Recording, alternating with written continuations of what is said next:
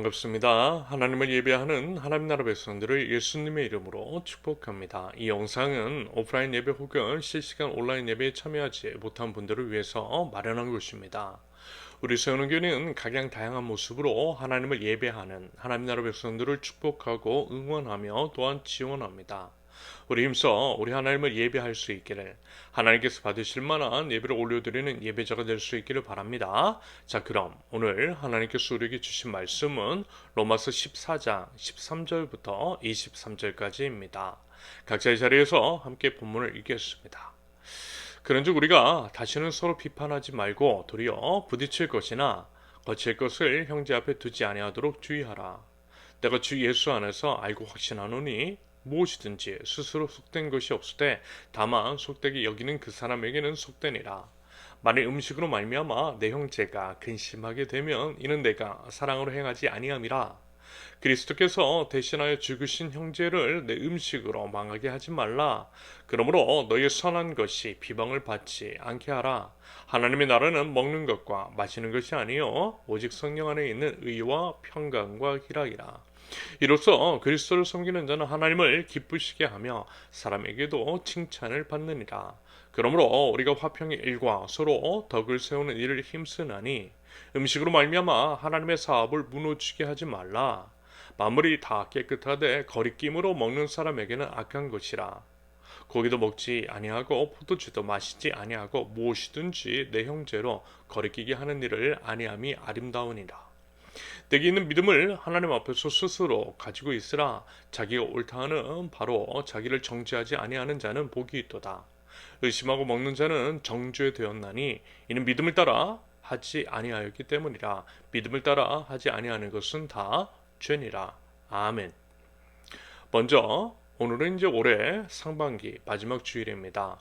벌써 1년의 반이 지난 것입니다. 시간이 참 빠르다라고 하는 생각이 드는데요. 올해 1월 1일부터 매주 오프라인으로 하나님을 예배하고 있는데 언제 이렇게 시간이 지났는지 모르겠습니다. 그러면서 하나님과 우리 이제 세우는 모든 식구들, 오프라인으로 함께 예배하는 분들은 물론이고 온라인으로 또 이제 기도와 물심 양면으로 함께 해주시는 모든 분들에게 진심으로 감사의 말씀을 드립니다. 지금까지 지내온 것 하나님의 은혜임을 고백하고요. 앞으로도 그 은혜를 기대하며 우리 함께 아름다운 하나님 나라의 공동체, 하나님께서 우리에게 주신 하나님 나라에 대한 꿈을 향해서 함께 나아가면 좋겠습니다.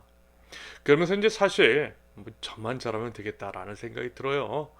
이미 이제 많은 것들을 보여주셨고 베풀어 주셨기에 감사만 해도 될 것 같은데요. 그렇지 못하는 저의 모습을 발견했기 때문입니다.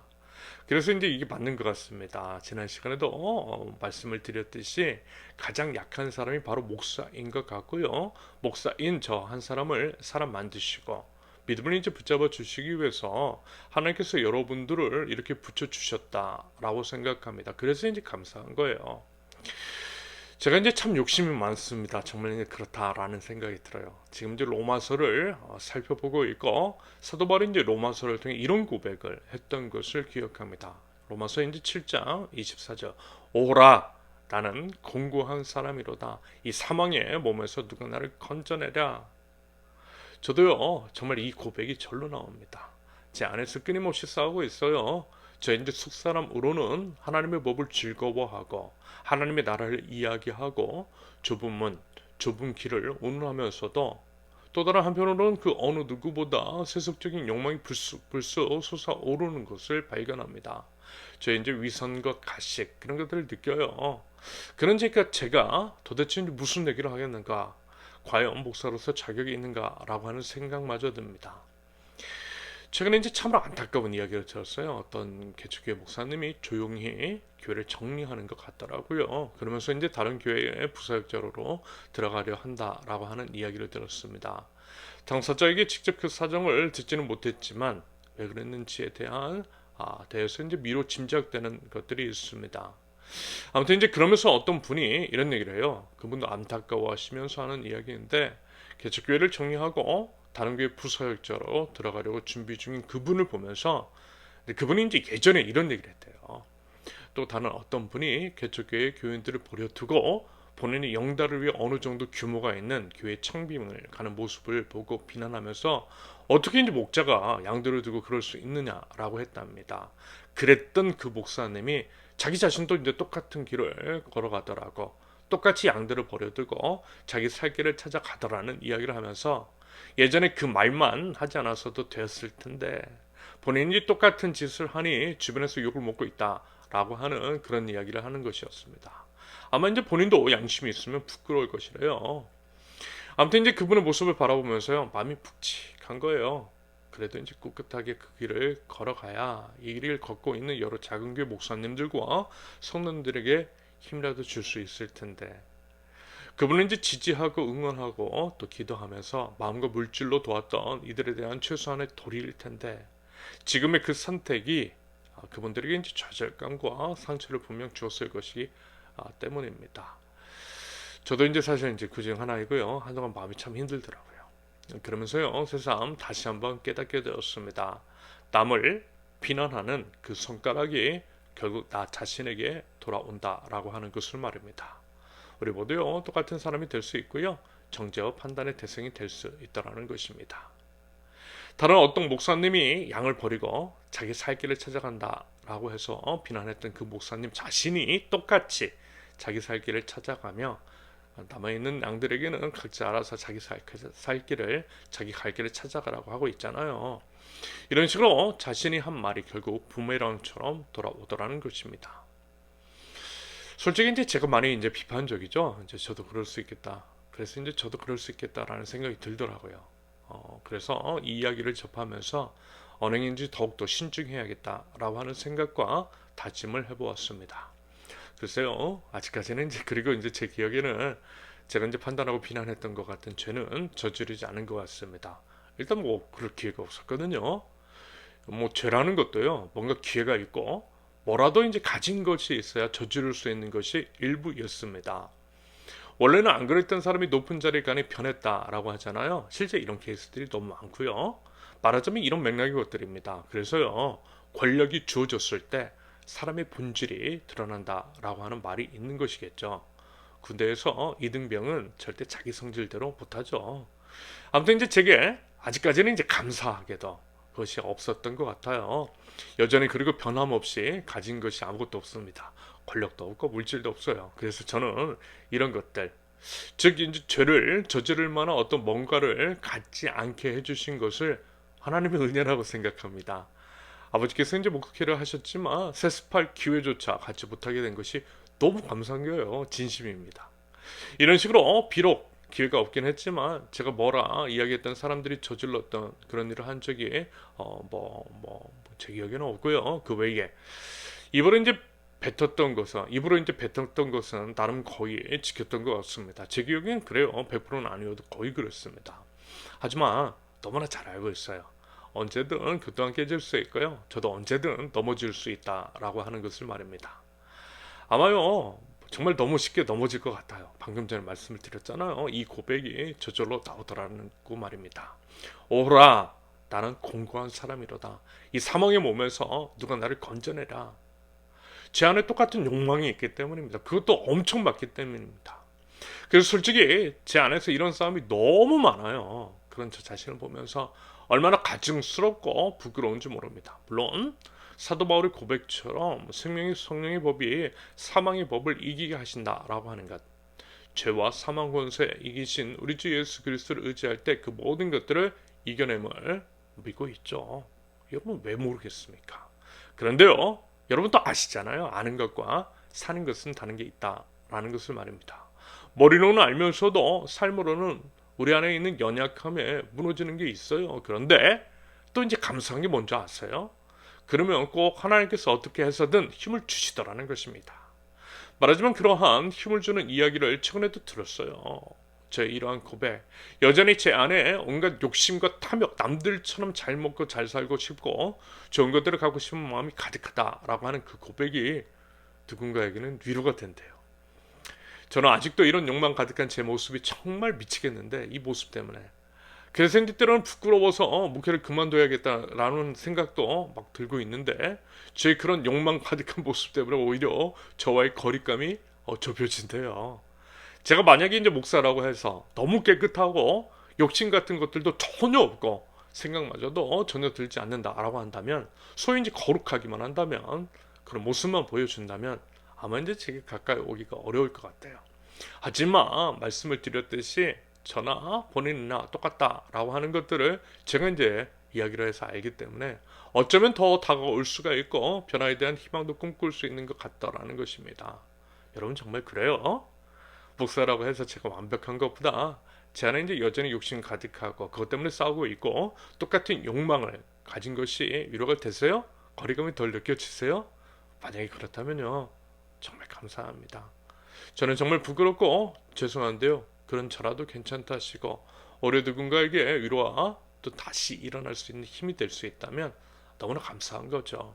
그래서 여러분, 그 부족한 모습 그대로 우리 함께 우리 하나님 앞에 나가면 좋겠습니다.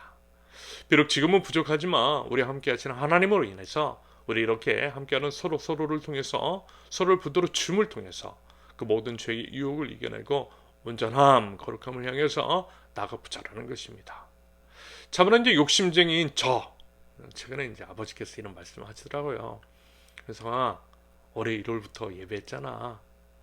제 마음을 보셨나 봐요. 조급해하지 말라는 말씀이신 것 같았습니다. 잘하고 있다고 격려해 주시더라고요. 그리고 어떤 이는 뭐 이렇게 얘기를 해주셨어요. 우리 교회의 속도감, 이렇게 천천히 이제 걸어가는 것에 만족한다라고 말합니다. 역시 이 또한 제게 주시는 하나님의 음성처럼 느껴졌습니다. 욕심쟁이에다가 또 이제 세속적이까지 한 저는요, 자괴감과 불안감과 불만족 같은 것들이 불쑥불쑥 솟아오르는 못난 같은 것들이 있는데, 그런 저에게 오히려 조급해하지 말라고 하나님께서 함께 하신다고 그렇게 한 걸음 한 걸음 걸어가면 된다라고 하시는 것 같아 너무나 감사했습니다. 하나님께서 주변에 사랑하는 이들을 통해서 그 음성 들려주시는 것 같았어요. 이제까지 함께 하셨던 하나님께서 지금도 앞으로도 함께 하심을 말씀해 주시는 것 같았습니다. 그래서 너무 감사한 거예요. 지난 6개월을 지나오면서 들었던 생각입니다. 감사밖에 없어요. 여러분들은 어떻습니까? 참으로 감사하고 사랑하는 여러분들, 정말 길지 않은 시간이었지만 기대했던 사람들, 그리고 이제 저에게 기대를 줬던 이들은 지금 보이지 않고 상상하지도 못했던 여러분들이 이 자리를 지켜주셔서 너무나 감사합니다. 우리요, 앞으로 어떻게 될지 모르겠지만 하나님께서 우리에게 주신 그 마음, 그 소원, 하나님께서 원하시는 그런 공동체, 교회 공동체를 한번 맛보 알기를 바라는 마음으로 우리 함께 감사와 기도로 그렇게 함께 나아가면 좋겠습니다. 2023년 남은 반년도 앞으로 또 이제 계속해서 그렇게 함께 걸어가면 좋겠습니다. 우리 서로의 존재 자체가 서로에게 기쁨이 되고 또 힘이 되는, 그래서 사람을 세우고 공동체를 세우며 공생과 상생을 지향하며 나가는 하나님 나라 공동체, 우리 세우는 교회를 만들어 나갈 수 있기를 기대합니다. 여러분, 지금은요 마지막 때라고 말씀을 드렸죠. 그 이제 정확한 시기는 아무도 알지 못하지만 마지막 때가 분명 가까워진 것은 사실이라고 생각합니다. 그러면서 저는 개인적으로 지난 이제 코로나 팬데믹이 하나님께서 주신 기회였다라고 봐요. 몇 주 전에도 말씀을 드렸던 것처럼 전 세계 가운데 예외 없이 창궐한 이 전염병, 그리고 이제 그로 인한 죽음을 통해서 창조주 하나님께로 돌이킬 수 있는 하나의 기회를 주신 것이라 생각합니다. 죽음을 통해 전 세계에 차별 없는 복음, 일반 계시 측면에서 그 복음이 선포되었다라고 봅니다. 더불어 이제 기후 위기 등으로 해서 촉발된 코로나 및 여러 위기 상황 가운데에 이 문제의 심각성을 깨닫고 회개와 회복의 기회를 주신 것이라고 생각해요. 여러분, 우리 모두 기억하잖아요. 코로나로 인해 전 세계가 멈췄을 때 역설적으로 자연 생태계는 살아나고 회복되었던 것을 말합니다. 여러분, 그것이 바로 하나님의 사인 아닐까요? 무너진 자연 생태계에 대한 회복, 그 회복에 대한 실마리를 던져주시는 것 같았습니다.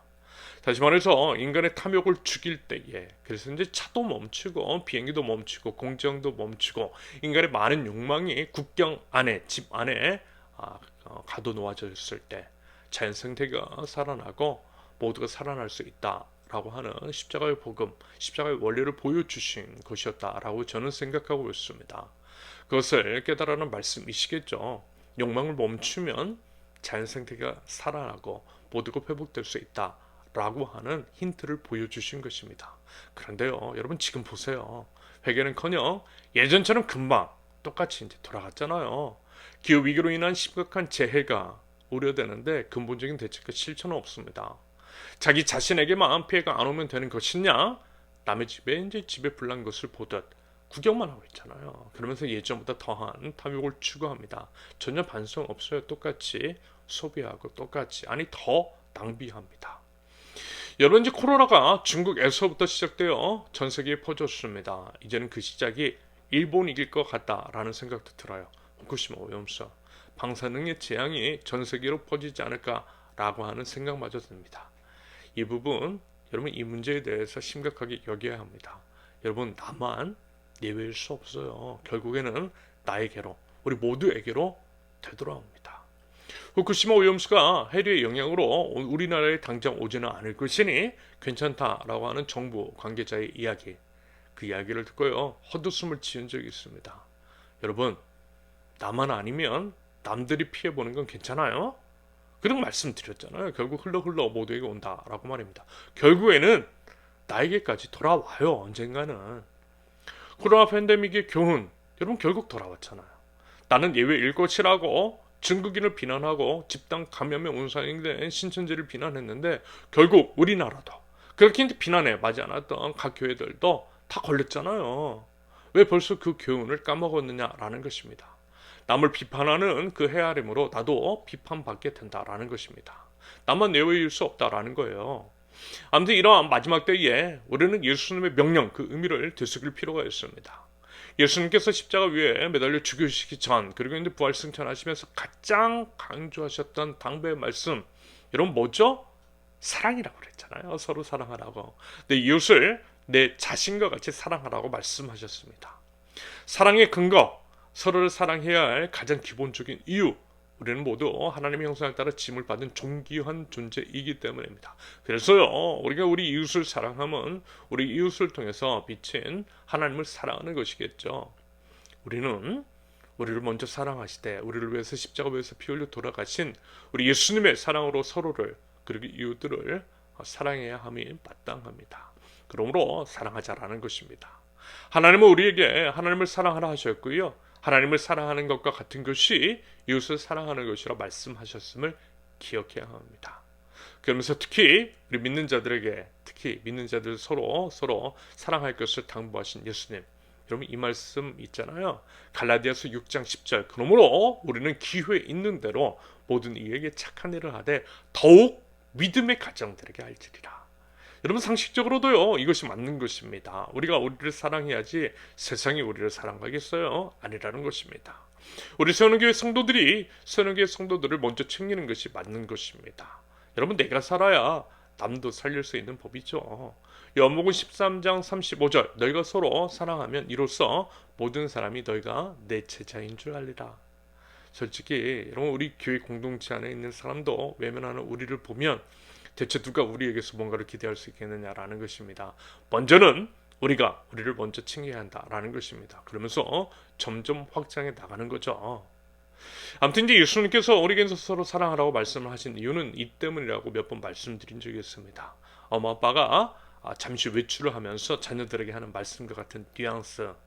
엄마 아빠 금방 다녀올 테니까 싸우지 말고 사이좋게 잘 지내고 있어. 말하자면 그런 의미인 거예요. 예수님께서 부활승천하시면서 서로 사랑하라고 강조하신 이유는 바로 그 때문입니다. 재림하실 것이니까 곧 다시 오실 것이니까 서로 사랑하라고 서로 사랑하면서 의에 있게 지내면서 집 잘 지키라고 서로 잘 지키면서 있으라고 당부하신 거예요. 특히 이제 마지막 때가 가까워 오면서 악한 마귀의 발악은 더욱 거세질 것이고 한 명이라도 더 넘어뜨리기 위해서 혈안이 되어 있을 텐데 당연히 우리가 불행하고 싸우고 그래서 혼자 있게 되면 사단 마귀는 더욱더 좋아하겠죠. 왜요? 혼자 있을 때 훨씬 넘어뜨리기가 쉬울 것이니까. 요즘 자꾸만 1인 가구가 늘어나는 것 그와 관련된 사회가 파편화되고 공동체가 붕괴되는 현상 그 이면에는 악한 마귀의 계략이 숨겨 있는 것이라고 생각합니다. 마지막 때와 관련해서 생각해 보시면 어렵지 않게 지금 이 사회 현상을 해석해낼 수 있으리라 생각해요. 아무튼 이러한 마지막 때의 징후나 현상, 악한 마귀의 악랄한 공격을 이겨내기 위한 가장 큰 무기는 당연히 사랑인 거죠. 서로 사랑하는 것. 서로 사랑함으로써 공동체의 결속을 강화하는 것. 이런 맥락에서 예수님의 명령, 즉 서로 사랑하는 말씀을 해석할 수 있겠습니다. 결국 서로 사랑하라고 하는 주님의 말씀, 그 말씀의 의미는 마지막 때를 견뎌낼 수 있는 힘이 바로 사랑 안에 있기 때문입니다. 이 말씀에도 예수님의 우리를 향한 사랑이 듬뿍 담겨 있는 것이겠죠. 우리를 지켜주시고자 하는 예수님의 사랑 담긴 당부의 말씀입니다. 그러면서 결국 이제 성경을 통해 주시는 하나님 나라 백성들이 지켜 행해야 할 것은 모두 사랑의 관점에서 이해하고 해석하고 적용 응용하면 되는 것입니다. 오늘 말씀도 그렇고요. 다른 말씀들도 마찬가지입니다. 여러분, 사랑하면 돼요. 사랑하라는 얘기인 것이고요. 그에 대한 예시를 들고 있는 것이라 할 수 있겠습니다. 우리는요, 로마서 12장에서 이런 말씀을 살펴봤어요. 1절에서 하나님께서 우리에게 받으시고자 하는 영적인 예배는 우리의 몸을 산 제물로, 살아있는 제물로 드리는 것이라고 했습니다. 로마서 12장 1절, 그러므로 형제들아 내가 하나님의 모든 자비하심으로 너희를 권하노니 너희 몸을 하나님이 기뻐하시는 거룩한 산 제물로 드리라. 이는 너희가 드릴 영적 예배니라. 그리고 이제 지금 이 세대 세속의 이제 트렌드에 물들지 말고 하나님께서 기뻐하시고 온전하신 뜻이 무엇인지를 분별하라고 말씀하셨죠. 로마서 12장 2절, 너희는 이 세대를 본받지 말고 오직 마음을 새롭게 함으로 변화를 받아 하나님의 선하시고 기뻐하시고 온전하신 뜻이 무엇인지를 분별하도록 하라. 그러면서 말하자면 그와 같은 삶의 모습이 무엇인지, 우리가 본받지 말아야 할 이 세대의 모습은 무엇이며 성도로서 가정 안에서, 교회 안에서, 국가사회 안에서 취해야 할 태도는 무엇인지에 대해서 계속해서 언급하고 있습니다. 그것이 바로 성도의 자세라는 거예요. 산제물로 드리는 삶이라는 것입니다. 이런 일상의 삶을 하나님께서 받으신다라는 것이고 우리가 드려야 할 영적 예배라는 거죠. 그러면서 로마서의 중반부로 말씀이 흘러가고 있는 것입니다.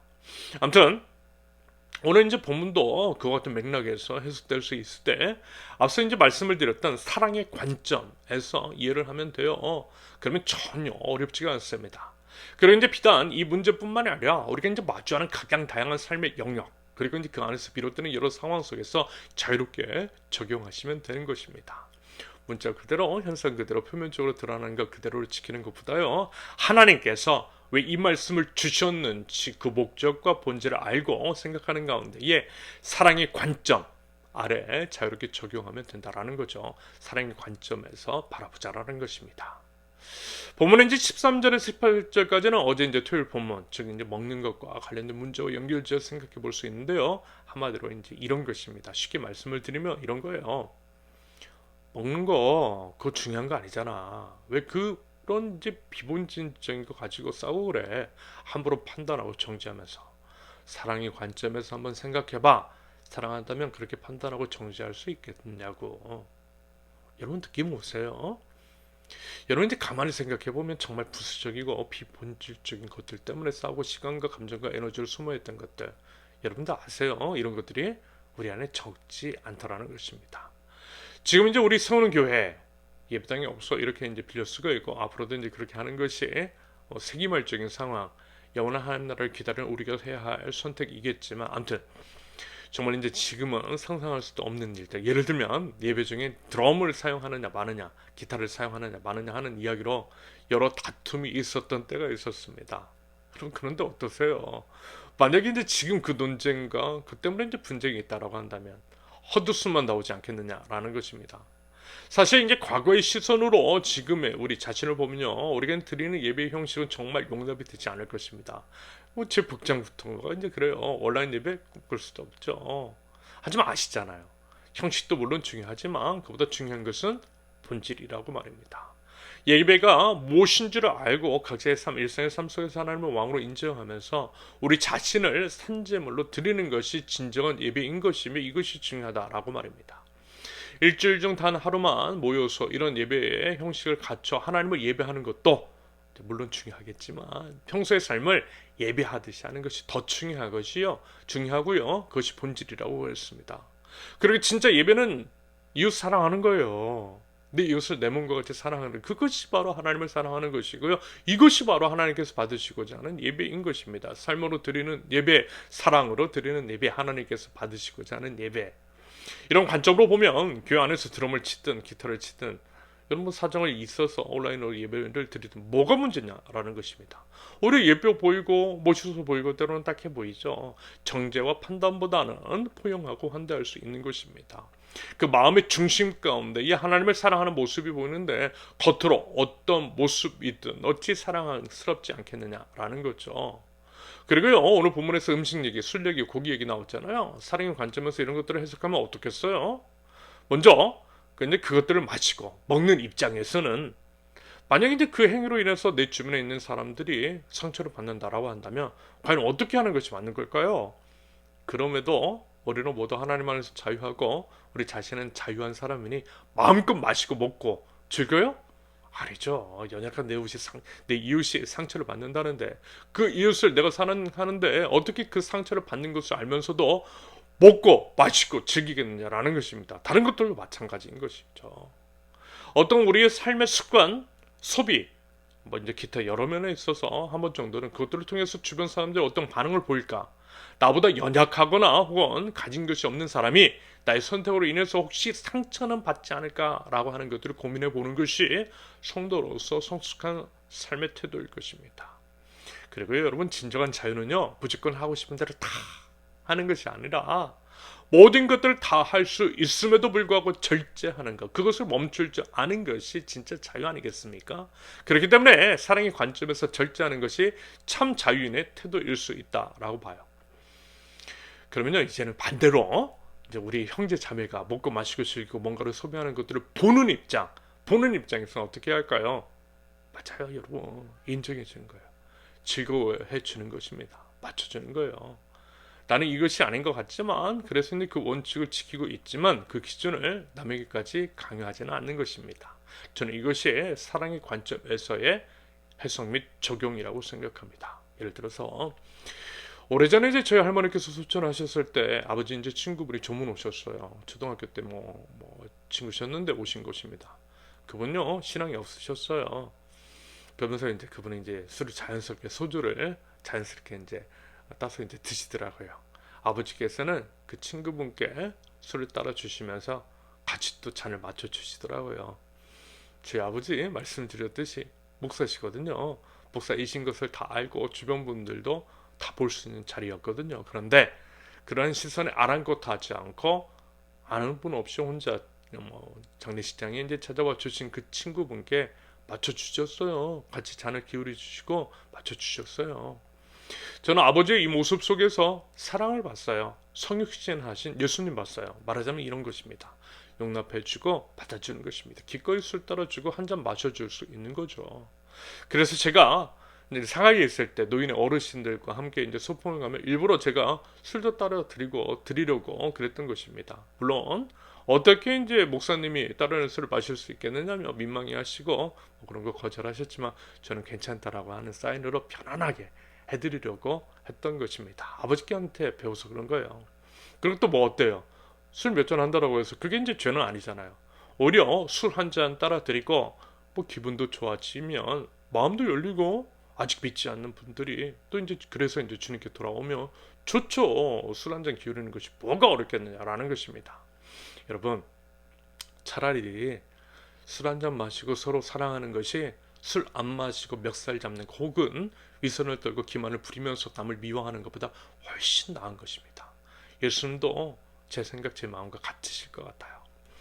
여러분 방금 말씀을 드린 이 부분을 잘 한번 생각해 보시고요. 자 이렇게 적용하고 응용해 보자라는 것입니다. 내주하시는 우리 성령님을 의지하는 가운데에 하나님께서 먼저 보여주신 사랑의 관점에서 보면 충분히 이해하고 해석하고 적용 응용 가능할 것이라고 생각합니다. 그러면요 우리 자신은 물론이고 우리 모두가 하나님 안에서 자유함을 누리게 될 수 있을 것입니다. 여러분 진리는요 참으로 우리를 자유롭게 합니다. 먼저 우리가 하나님 안에서 자유하고 우리 서로가 자유하자라는 것입니다.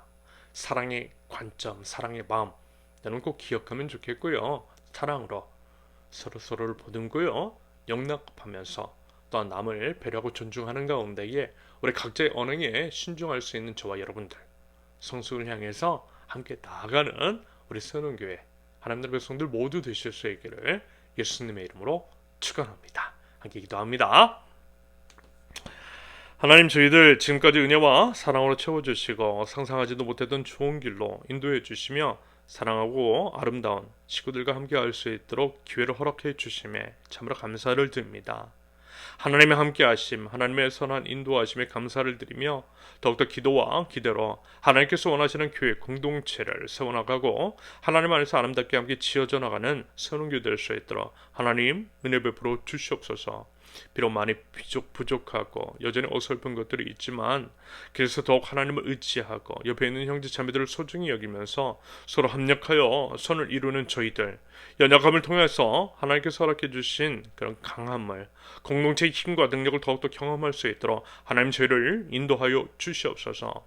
서로를 용납하기를 원합니다. 정죄와 판단이 아니라 환대와 포용의 영성이 저희 안에 가득하게 하시며 하나님 안에서 마음껏 자유를 누리되 절제와 배려와 존중에 있는 참 자유를 누릴 줄 아는 성숙함이 있게 하옵소서. 사랑의 관점, 사랑의 마음으로 서로를 바라보기를 원합니다. 예수님께서 먼저 보여주셨던 그 사랑으로 서로를 사랑하게 하시며 서로 사랑으로 더욱 연합하여 마지막 때 약한 마귀의 유혹을 물리쳐 이겨낼 줄 아는 하나님 나라 공동체 되게 하옵소서. 하나님 무엇보다도 저희들 세우는 교회 공동체를 더욱더 사랑하기를 원합니다.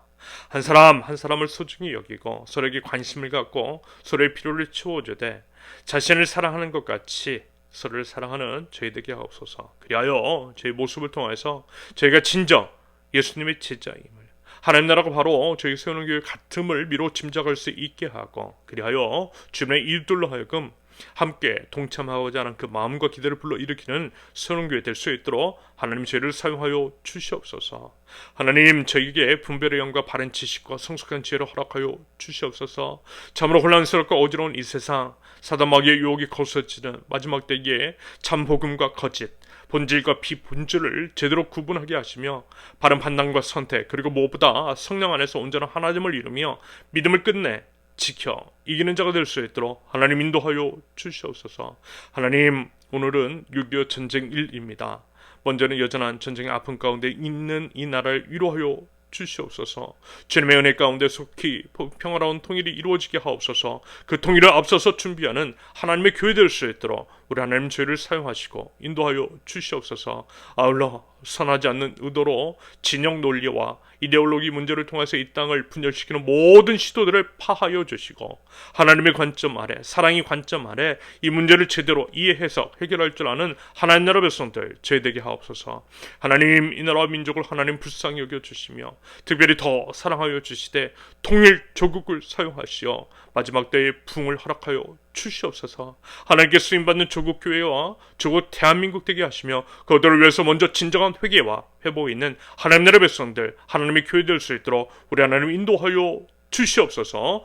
이제는 우리 주 예수 그리스도의 은혜와 아버지 하나님의 극진하신 사랑과 성령님의 교통하심이 사랑의 마음, 사랑의 관점으로 서로를 환대하고 포용하며 서로를 배려하고 존중하는 성숙한 언행과 태도로 살아가고자 하는 하나님의 백성들 우리 선원교회 모든 권속들 위해 이제로부터 영원토록 함께 하시기를 간절히 축원합니다. 아멘. 감사합니다. 오늘 예배를 마쳤습니다. 이번 한 주도 하나님 안에서 서로 사랑하면서 서로 행복하고 건강하게 지낼 수 있는 우리 모든 사랑의 공동체 우리 세우는 교회 모든 식구들 될 수 있기를 바랍니다. 감사합니다.